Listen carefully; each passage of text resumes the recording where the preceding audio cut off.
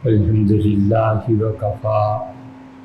وسلام علی عبادہ الذین اصطفیٰ اما بعد۔ اللہ تعالیٰ نے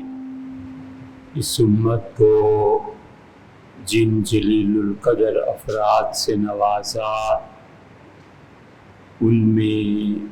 ایک پورا طبقہ ایسا ہے جو انسان کی اصلاح پر اور اس کے باطن میں جو کیفیات وارد ہوتی ہیں ان پر بات کرتا ہے۔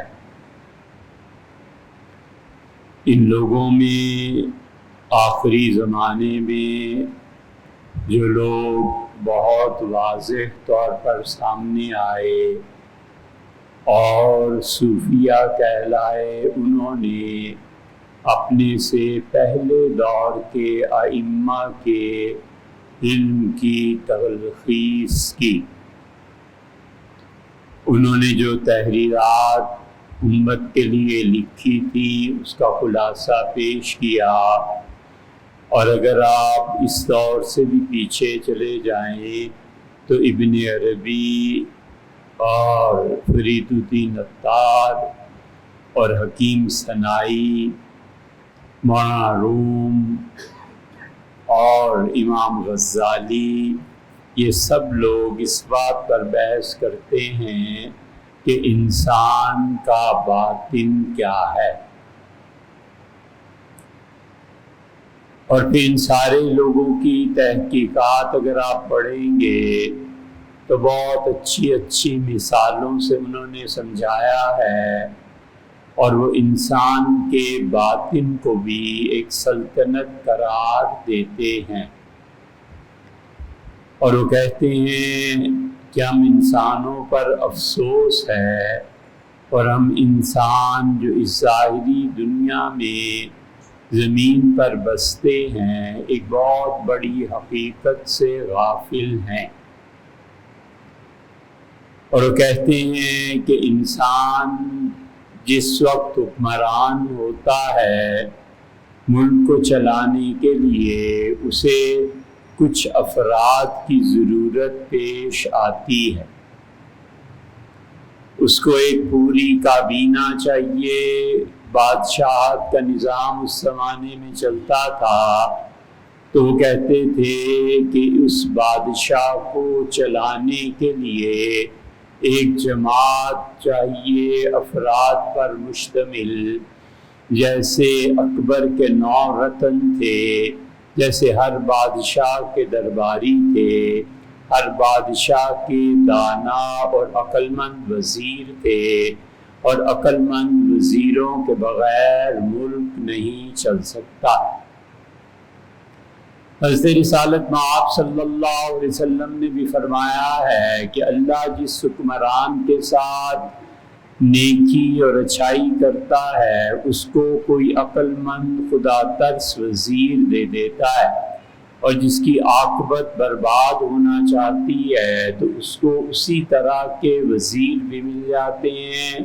جو قیامت میں حکمران خود بھی جہنم میں جائیں گے اور ان کے وزراء بھی۔ تو کہتے ہیں کہ انسان کی ظاہری سلطنت کو دیکھو تو اس میں ایک بادشاہ ہے، اور بادشاہ کو چلانے کے لیے ایک عقل مند لوگوں کی جماعت ہے، اور اس بادشاہ کو اپنی سلطنت میں پیسے اور اکانومی پیدا کرنے کے لیے کہ سلطنت کے نظام میں پیسے کا وجود بھی ضروری ہے، ایک ایسا بھی رکھنا پڑے گا جو ساری سلطنت سے پیسے کو لے اور پیسے کے ذریعے سے خواہشات کو پورا کیا جائے۔ پھر وہ کہتے ہیں کہ ان 3 عہدوں کے بعد ایک چوتھا عہدہ بھی آتا ہے، اور وہ فوج ہے جو ملک کو بچائے گی دشمنوں سے، اور یہ چاروں چیزیں ایسی ہیں جو رعایا کو سلطنت میں چاہیے، اور 5ویں چوکنی رعایا بھی ہے جو اپنا دفاع خود بھی کر سکے اور سوچ سکے پھر وہ کہتے ہیں کہ 5 افراد پورے ہوں تب جا کر کوئی سلطنت چلتی ہے اور بادشاہ سے چلا پاتا ہے۔ اور پھر امام غزالی رحمۃ اللہ علیہ نے ان پر بحث کرتے ہوئے ایک جگہ یہ تحریر فرمایا کہ انسان کے باطن میں بھی 5 چیزوں کا وجود ضروری ہے، اور وہ کہتے ہیں کہ حقیقت میں یہ سارے ہی صوفیہ کہتے ہیں کہ حقیقت میں انسان کے وجود کا اندر سے بادشاہ اس کا دل ہے، اور دل ایسی چیز ہے جس پہ اس کی تخت اور سلطنت قائم ہے، اور اگر دل خراب ہے تو ساری سلطنت خراب ہے، اور اگر دل درست ہے تو ساری سلطنت درست ہے۔ وہ کہتے ہیں اس بادشاہ کی بات کرو جس بادشاہ نے اپنے دل سے پردے ہٹا دیے، اور جو بادشاہ اس دل پہ قائم ہو کر اس دل کا مالک بنا۔ پھر وہ کہتے ہیں کہ باطن کی سلطنت میں اگر دل صاف ہو تو کیا کہنے، اور کبھی کبھی جب بغاوت ہوتی ہے اور اندر کی بغاوت ہوتی ہے تو پھر جو فوجی ہوتے ہیں وہ فوج والے بادشاہ پر قبضہ کر لیتے ہیں، اور بادشاہ کی حیثیت ایک ٹکے کی نہیں رہ جاتی، کیونکہ فوجی جب بغاوت پر اتر آئیں تو پھر حکمرانی ان کی چلتی ہے، دل کی نہیں چلتی۔ امام غزالی رحمۃ اللہ علیہ نے لکھا کہ جو دانا وزیر ہے، یہ جو عقل مند وزیر ہے، وہ در حقیقت انسان کی عقل ہے، اور عقل انسانی اسے سکھاتی ہے کہ تم اپنی سلطنت کیسے قائم رکھ سکتے ہو، اور عقل انسانی اسے تدبیر دیتی ہے، اور عقل انسانی بتاتی ہے کہ تم اپنے ملک میں مال کو کیسے جمع کر سکتے ہو، عقل انسانی یہ بتاتی ہے کہ تم اپنے ملک کی حفاظت کے لیے فوج کیسے استعمال کر سکتے ہو، اور عقل انسانی وہ دل کو بتاتی ہے کہ تمہاری رعایا کیا ہے، اور پھر جب یہ خاموش بغاوت اس کے اندر سے اٹھتی ہے تو پہلا باغی جو انسان کے اندر سے اٹھتا ہے اور بالکل سکوت کے ساتھ آرام کے ساتھ اس سلطنت کا تختہ الٹ دیتا ہے، وہ کہتے ہیں کہ اس کا وزیر چیختا رہ جاتا ہے، دیکھتا رہ جاتا ہے، اس کے باوجود پہلی بغاوت دل میں جو دل کے خلاف جو اٹھتی ہے وہ اصل میں خنزیر اور سور ہے۔ امام غزالی رحمۃ اللہ علیہ کہتے ہیں جب سور اندر کا جاگتا ہے تو وہ 2 کام کرتا ہے۔ یہ اندر کا سور انسانی دل کو برباد کرنے کے لیے، وہ دل جس پہ اللہ کی طرف سے تجلیات پڑنی چاہیے، اور وہ دل جس میں اللہ کے انوار نازل ہونے چاہیے، یہ پہلا جو باغی ہے اس کا وہ خنزیر اور سور ہے، اور سور یہ کرتا ہے 2 کام کہ ساری سلطنت سے خراج کو جمع کیا جائے، ٹیکس کو جمع کیا جائے، جس حد تک ہو سکے خزانے کو بھرا جائے، لوگوں کے اموال اور اسباب لوٹے جائیں، اور لوگوں کو مہنگائی کی نظر کر دیا جائے، اور یہ سارا پیسہ جمع کر کے پھر اس کے بعد جنس ابھرتی ہے کہ پیسہ ہے لہٰذا تم بدکاری کے کام کرو اور فحاشی کے کام کرو، اور اگر جیب میں پیسہ نہ ہو تو فحاشی اور بدکاری تو دور کی بات ہے، وہ سینما میں فلم نہیں جا کے دیکھ سکتے۔ امام غزالی رحمۃ اللہ نے لکھا کہ پہلا فوجی جو اٹھتا ہے بادشاہ کے خلاف اور بادشاہ کو وہ برباد کرتا ہے، اندھا کرتا ہے، وہ جنس ہے،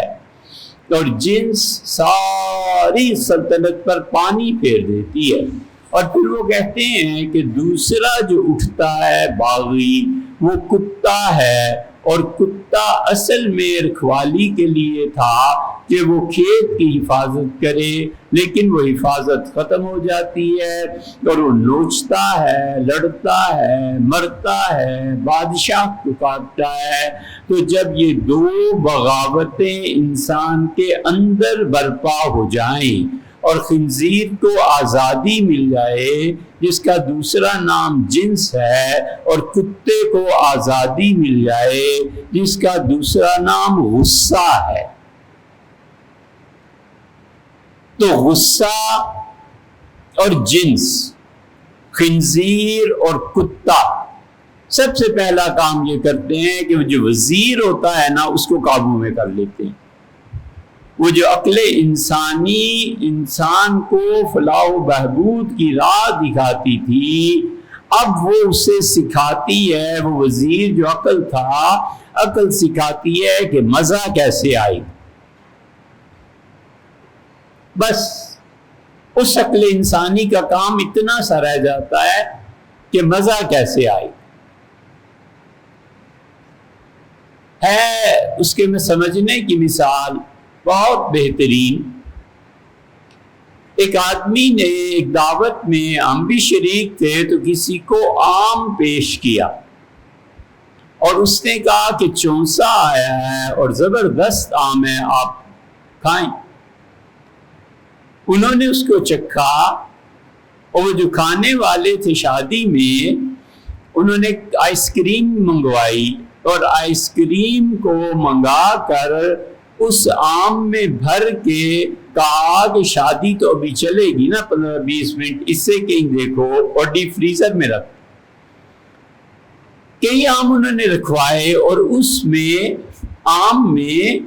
آئس کریم شامل کر دی۔ ہمیں بھی عنایت فرمایا، خود بھی کھایا کوئی آدھ پون گھنٹے کے بعد، کمال کا مزہ آ گیا۔ تو ہم سوچتے رہے کہ یہ دیکھو، یہ دانا وزیر جو کام کر رہا ہے وہ مزے پیدا کر رہا ہے کہ یہ فعل اگر کرنا ہے تو ایسے نہیں کرنا، ایسے کرو، تمہاری جنسی خواہشات پوری ہوں گی اور مزید مزہ آئے گا۔ یہ عقل انسانی جب جنس کے تابع ہو جاتی ہے تو وہ عقل جس نے سکھانا تھا کہ رات بھر بیٹھ کے پڑھو، جس عقل انسانی نے سکھانا تھا کہ بچے محنت کرو، جس عقل انسانی نے سکھانا تھا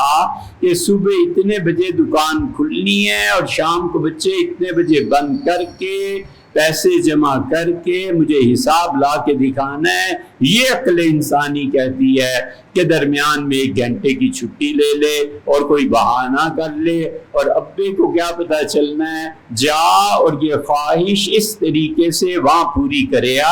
یہ جو ہے نا، یہ خنزیر غالب آ گیا وزیر پہ، اور اس شہوت نے، اس سیکس نے، اس جنس نے قابو پا لیا وزیر باتدبیر پہ۔ اب وزیر اپنے کام سے گیا، اور دوسرا جو اٹھتا ہے کتا، تو کتا غصے کا نام ہے، یہ غصہ اس دانا وزیر پہ غالب آ جاتا ہے۔ ہر بات جو اسے سمجھائی جائے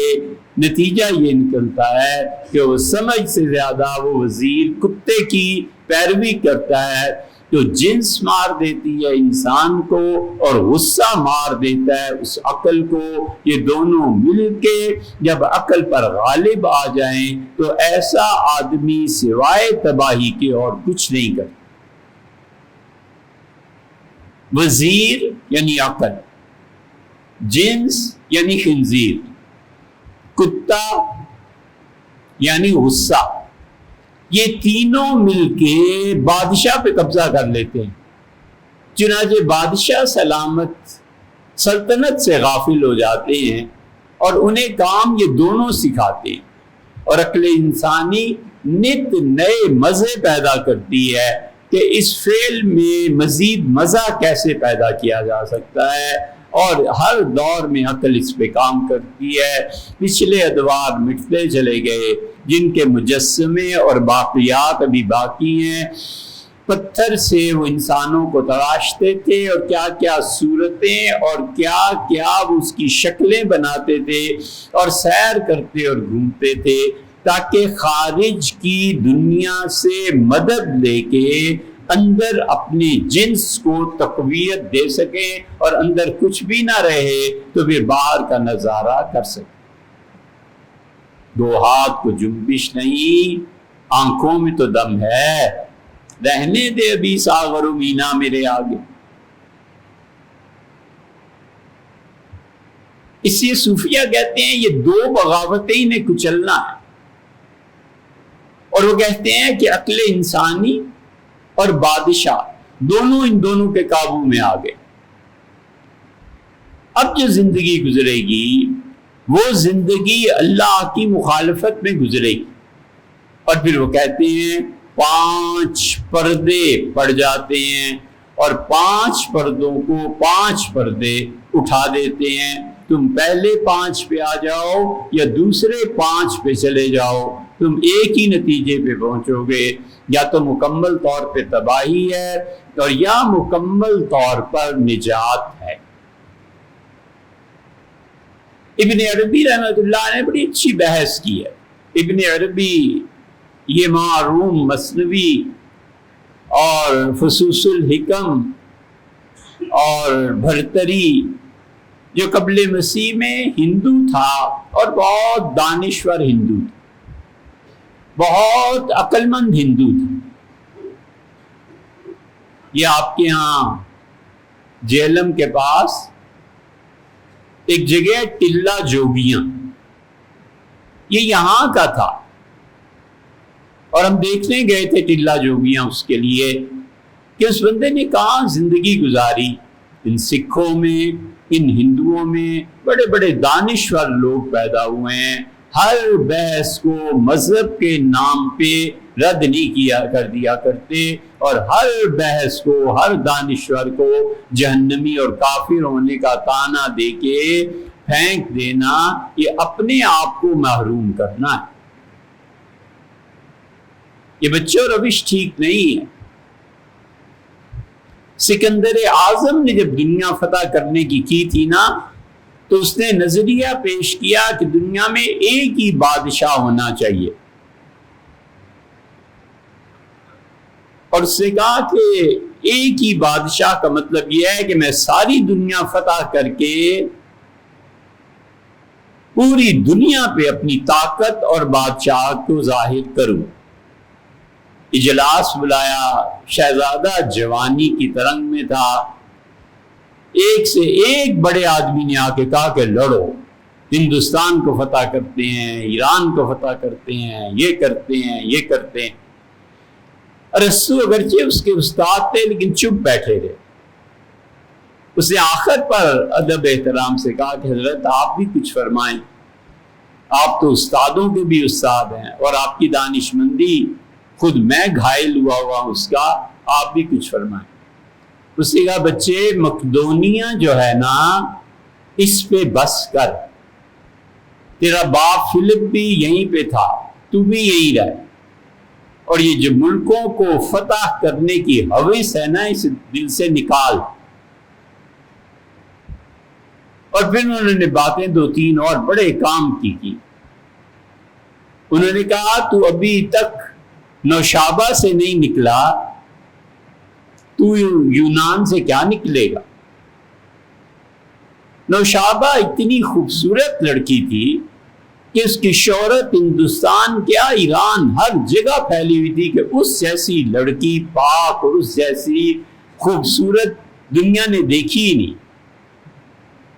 اب یہ کوئی نہیں جانتا تھا، لیکن ارسطو کو پتا تھا جو کچھ ہو رہا ہے۔ اس نے کہا تو نوشابہ سے نہیں نکلا، تو ابھی ہندوستان کہاں جائے گا؟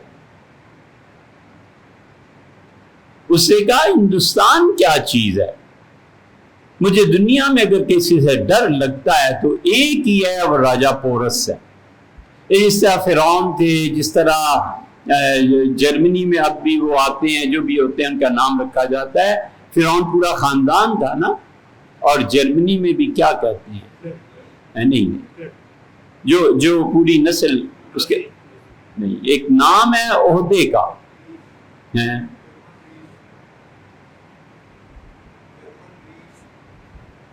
ایک عہدے کا نام سمجھ لو۔ فرعون 10 12 15 آئے۔ اسی طرح یہ پورس جو تھا اصل میں پور تھا، یہ تو یورپین جو تھے انہوں نے اسے پورس لکھا ہے، وہ اصل میں پور تھا، پور پورا خاندان، باپ دادا پردادا وغیرہ وغیرہ، نسلیں ساری حکمران تھی، بادشاہ۔ سکندر نے کہا ڈر لگتا ہے تو صرف ایک راجہ پور سے، راجہ پورس سے ڈر لگتا ہے، سنتا ہوں کہ اس کی سلطنت بڑی وسیع ہے، باقی میں کسی سے نہیں ڈرتا۔ ارسطو نے کی دوسری بات، اس نے کہا پورس تک تو جو پہنچے گا سو پہنچے گا، پہلے ملیں گے راجپوت، اور راجپوت جتی ستی ہوتے ہیں۔ اس نے کہا کہاں جتی ستی راجپوت اور خون اور انسانی گردنوں سے کھیلنے والے جو کہہ دیں وہ پورا کر کے رہیں، اور کہاں تو نوشابہ اور لڑکیوں سے ہی نجات نہیں ملی، تو کیا ان جتیوں ستیوں کے ساتھ لڑے؟ شہزادہ برداشت نہیں کر سکا تانا، اس نے کہا نوشابہ قربان، میں جاؤں گا۔ اور وہ چلا، اور جب گھر پہنچا تو نوشابہ بن سنور کے آئی، اسے منہ پھیر لیا۔ اس نے کہا کیا ہو گیا ہے؟ اس نے کہا ہو گیا ہے یہ کہ راجہ پورس سے ٹکر لینی ہے، اور استاد نے تانا دیا ہے۔ انہوں نے کہا تو ابھی نوشابہ سے فارغ نہیں ہوا، وہ جتی ستی جس دن ملے نا تب پتہ چلے گا راجپوت کیا ہوتا ہے۔ یہی حال ہوتا ہے، کہانی لمبی ہے۔ آگے پھر نوشابہ نے اپنے عشق کا حق ادا کر دیا، کمال کی عورت، کمال کی عورت تھی، اور اس نے جو جا کر راجہ پورس کو راکھی باندھی، وہ 9 لڑیوں کی راکھی ڈبو گئی سارے ہندوستان کو۔ اس نے ایسا وار کیا کہ پورس اور سکندر حیران رہ گئے کہ نوشابہ نے کیا کیا ہے۔ خیر یہ تو کہانی لمبی ہے، ہم بات کر رہے تھے اس کی کہ جو آدمی اس خنزیر سے فارغ نہیں ہوا، جو آدمی اس کتے سے فارغ نہیں ہوا، اسے کیا پتا ہے کہ دنیا میں حقائق کیا ہے۔ صوفیہ کہتے ہیں 5 پردے پڑ جاتے ہیں۔ پہلا پردہ پڑتا ہے بچپن کا، اور بچپن میں آدمی غیبی حقائق کو نہیں سمجھ سکتا۔ پھر وہ کہتے ہیں جب بالغ اور جوان ہو جاتا ہے تو تب پردہ پڑتا ہے مزے کا، غفلت کا،